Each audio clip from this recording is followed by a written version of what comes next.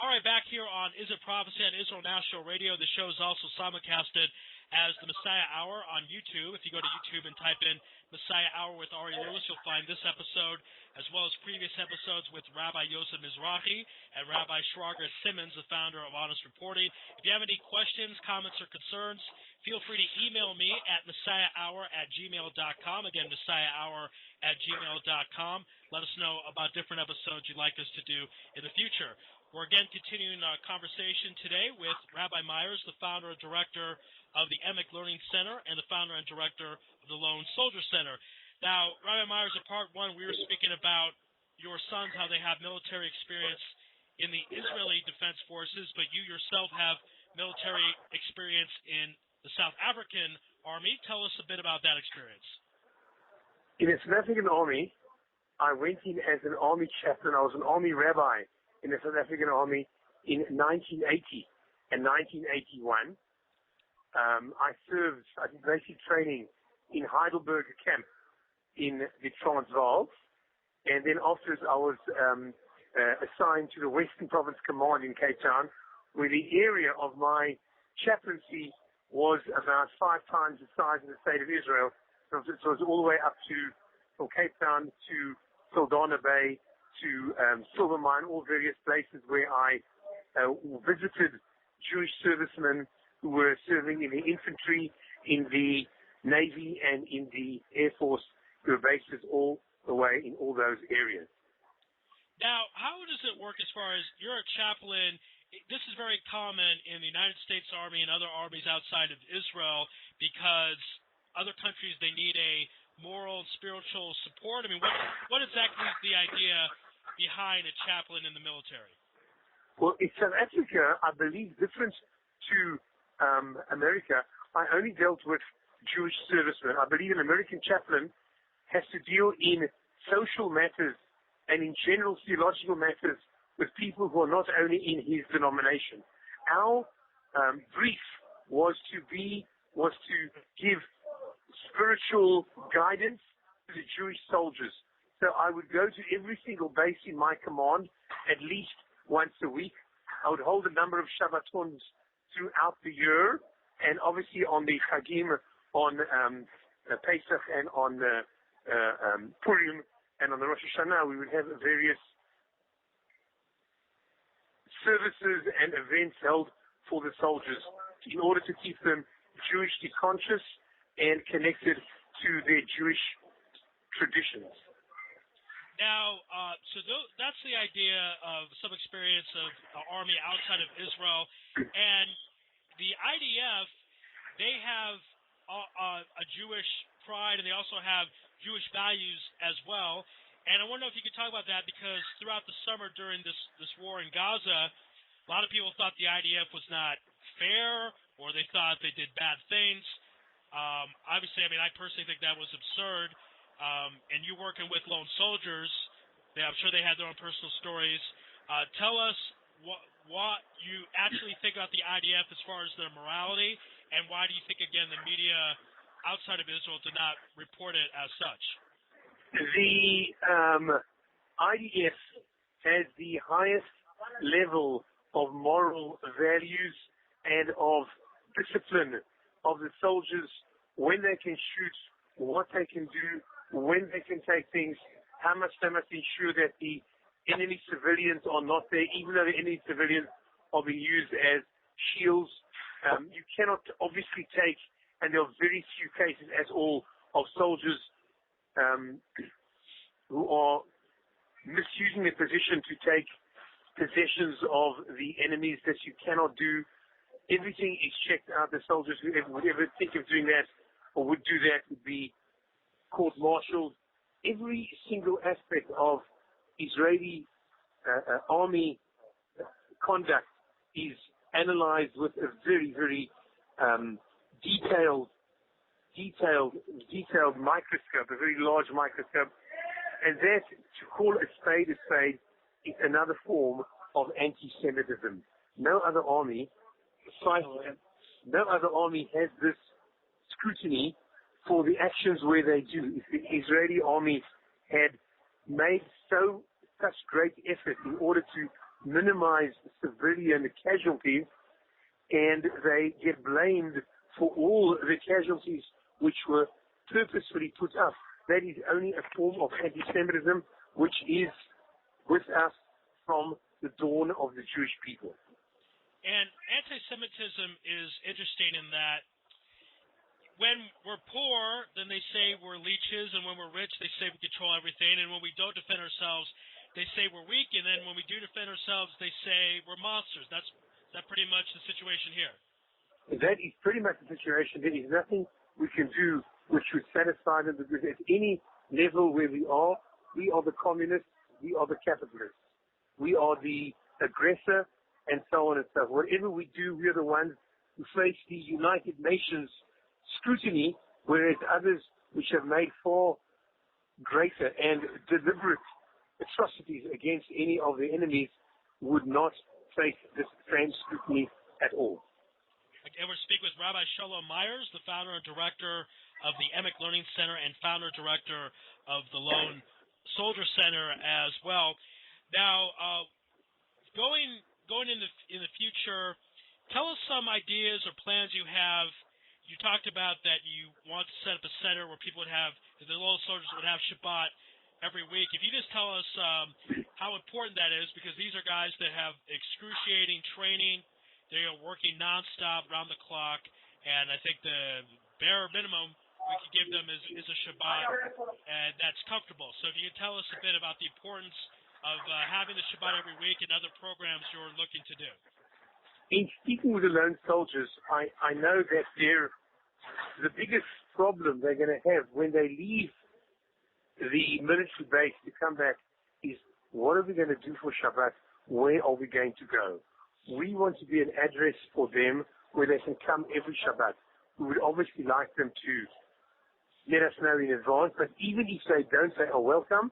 It is going to be our privilege, our honor, and our duty to have them for Shabbat, where they'll be in the company of other Lone Soldiers and other very kind, like-minded people. In addition, those who want to stay in our area, we can organize them accommodations, some at our center, some at our English-speaking community, the Emek Lone Center, where they can stay for the Shabbat meal, the Shabbat day meal, at people in the center who are new or limb to the country. So it is marrying the like with the like. Right. And I know that you've had a couple of dinners already at the Emek Lone Center for the Lone Soldiers, and can you tell us a bit how that turned out, if you found those to be successful? Well, it was very successful in the sense that everybody got a feeling of Shabbat, everybody got a feeling of family, and everybody got a feeling that there was some spiritual unity in the air. We were fortunate to have, on a number of occasions, Lone Soldiers join us not only for the meal afterwards, but for the shul service beforehand. And if I tell you that these were the most spiritually uplifting Friday night services I've had in my life. When you had a full shul, the shul was bursting to capacity, and there were Lone Soldiers amongst them who were singing, who were enjoying it. We approached that Shabbat in the most spiritual, uplifted way. And, I know a few Lone Soldiers that have served Israel, and then they go back to the United States because they're still, even after their service, they don't feel so comfortable. But I imagine with this Lone Soldier Center, they can network, they can make friends with other Lone Soldiers, they can be part of the community, and then they are more likely to stay in Israel after their service, I would imagine. Well, that is certainly because that is one of our aims, because I think most of the Lone Soldiers would like to live in Israel. That's why they came in the first place. But they find the post-army life quite difficult when they're on their own. So our intention is to give them a home from home. We intend to match them up with families from the same area, families who maybe have the same profession as they have chosen or will want to choose. We will be able to guide them together with the Beit Shel Benchi. They are experts in it, guiding the people on the various courses available, either technical courses or academic courses, or even those who might want yeshiva study. All these options we will make available to them and gear them for this during their service so that their landing after the service is a soft and successful one. Now, I want to ask you a question because this relates to you and that you were in this position. There's a lot of people listening to this episode right now who are parents of maybe a 17, 18-year-old, a Jewish child that's thinking about going to Israel, serving in the IDF, and obviously they're concerned because there's all these enemies around us. There's Hamas and there's ISIS coming up and all these type of things. And you're a parent that's had 3 sons serve in the military, so I just want to know what you would say to those parents if they're thinking about sending their children over to fight for the IDF and help protect the homeland of Israel. I think that if a child wants to serve in the army, and a child is motivated to serve in the army, and this is his intention, then he will have the blessings of the Jewish people, he'll have the protection of the Jewish people, he'll have divine protection, and he will live while he's in the army, and even afterwards, to the highest ideals of the Jewish people. Every soldier that I've spoken to, during and after their service, I've asked them this question: how was your service? What did it mean for you? And they say, in whatever accent of the land of their origin, it was the best decision I made in my life. It made me into a mensch, made me into a person. I learned more about myself. I did something which was fantastic. So if this is what the child wants to do, it should be encouraged, and Hashem will protect us whether we are in the Gulf, if we are in Australia, or we are in Eretz Israel. Well, you say New York and Australia and so on, but I imagine as a Jew living in Israel and working with Lone Soldiers and obviously the Emek Lone Center, I mean, you would like to see more and more Jews come to Israel and fulfill that mitzvah, correct? Correct. So, yeah, go ahead.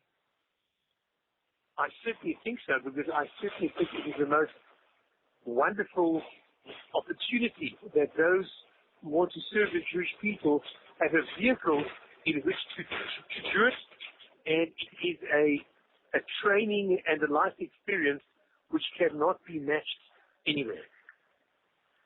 Now, this week's Parsha is Noach, Parsha of the week, and then the next couple of Parshas will be Lech Lecha and Vayera, which deals with Abraham coming to Israel. And Abraham, it's not an easy ride. He's got trials and tribulations. And we learned from the forefathers that they set up what the Jewish people are going to go through. And that just like he went through trials and tribulations to live here, this is something that we're going to go through as well. But the key is Abraham stayed at the end. And that's something that we have to do as well, right? That is quite correct. There will be, as we spoke in the beginning, in the first segment, there will be trials and tribulations. Eretz Israel is acquired with Yisurim. There are Yisurim. The commentators bring that why a person is obligated not only to support the country or the place where they live, Aniyei Ilcha, they must afterwards support the land of Israel, because living in the land of Israel, it's brought by the Mamlu'es as the din of Pidyon Shu'im. It's like living, redeeming captives.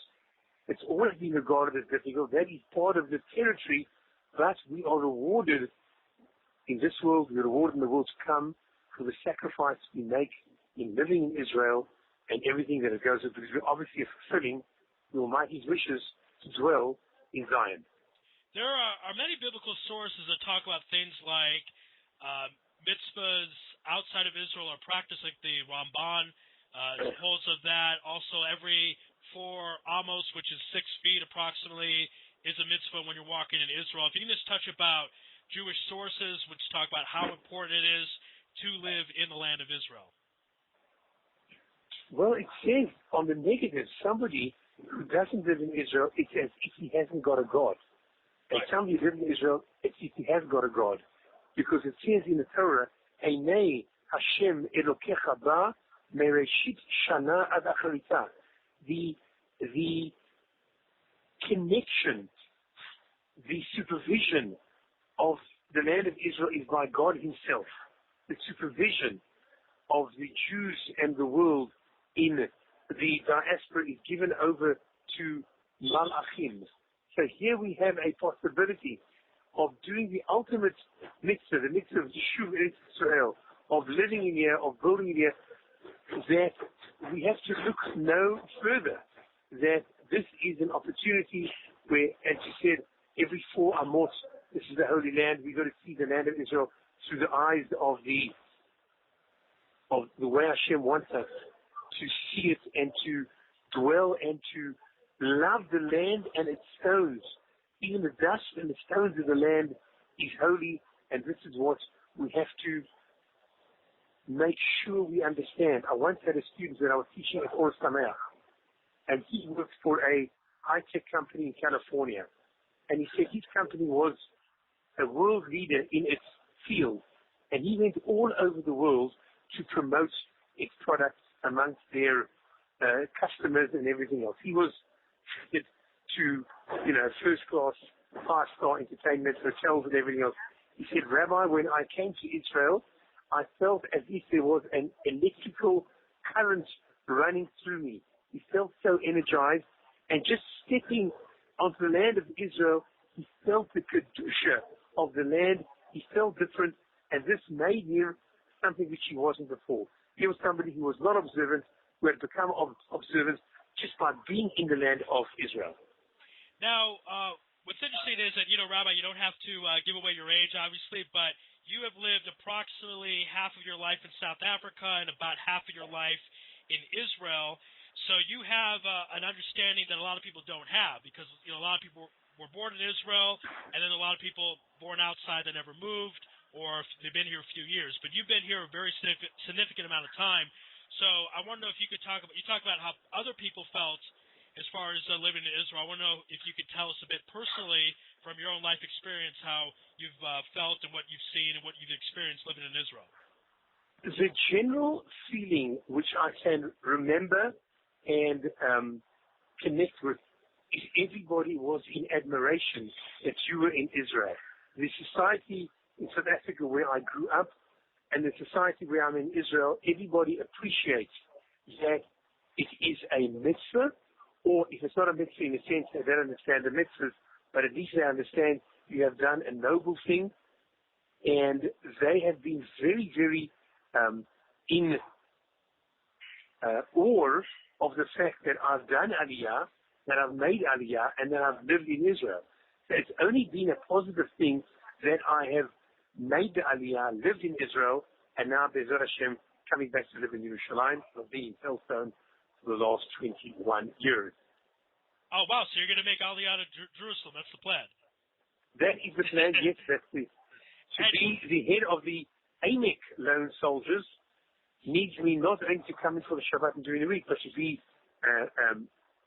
here all the time, right. And that is my plan. In the near future, I'll be moving with my family there, Be'ezrat Hashem, back to Yerushalayim, where I started out in Haranov a number of years ago. And there's a source, I believe, that says there are 10 beauties in the world, but 9 are in Jerusalem. Is that correct? That is correct. It says that there are a number of things which go with the number of 10. One of them is that there's 10 levels of beauty in the world. 9 have come on Yerushalayim. That is an internal spiritual beauty. There is an external beauty as well. But it's talking about the spiritual beauty, the spiritual connection between God and the Jewish people exists in Yerushalayim. All right. Again, we're speaking with Rabbi Shalom Myers, the founder and director of the Emek Lone Center and the founder and director of the Emek Lone Soldier Center. Yes. So in the last few minutes we have with you, people listening, they're listening to the show around the world. They're most likely fans of Israel to listen to my show, I would hope so, and fans of Breeding the Mashiach, and that occurs when we have Jews coming here, and Jews are going to come here when it's safe, and we have safety a lot of times, obviously, based on the Army. So if they want to support you and support what you're doing, it's a great cause. What's the best way they can go about doing that? The best way to go about doing that is to go onto our website, which is called Emek, E-M-E-K, Lone Soldiers, one word, and there will be a possibility to donate either through a credit card, through a transfer to a bank account, or through PayPal. So all the possibilities are there for them. We are a registered tax organization in USA, also in Canada, and in England, not yet in Israel. So the people who donate will also get a receipt, a donation, the receipt that it will be recognized in the country where they donated. Okay, so there you go. Not only a tax break, but a mitzvah as well, right, Rabbi? Correct. All right. Again, it's our pleasure to have on Rabbi Shalom Myers. He's been my guest for this episode. If you're listening to this original episode, that means it's Rosh Chodesh right now, so happy Rosh Chodesh to everyone, and enjoy it, make the best out of it. It's Parsha Noach this week, so make sure to study Parsha Shavua. And, of course, this show, in addition to being on Israel National Radio, is on YouTube under the Messiah Hour Network. If you type in Messiah Hour with Ari Louis, you'll see this episode as well as previous episodes with Rabbi Yosef Mizrahi and Rabbi Shraga Simmons, the founder of Honest Reporting. If you have any questions, email me at messiahhour@gmail.com. You can also find me on Facebook, Ari Louis. That's ARILOUIS. Again, any questions, comments, concerns, complaints, you can write to me, and we'll try to address those episodes in the future, issues in the future. Again, Rabbi, thank you for being on this episode, and have a Shabbat Shalom. Sure, and thank you very much. Sure, be well.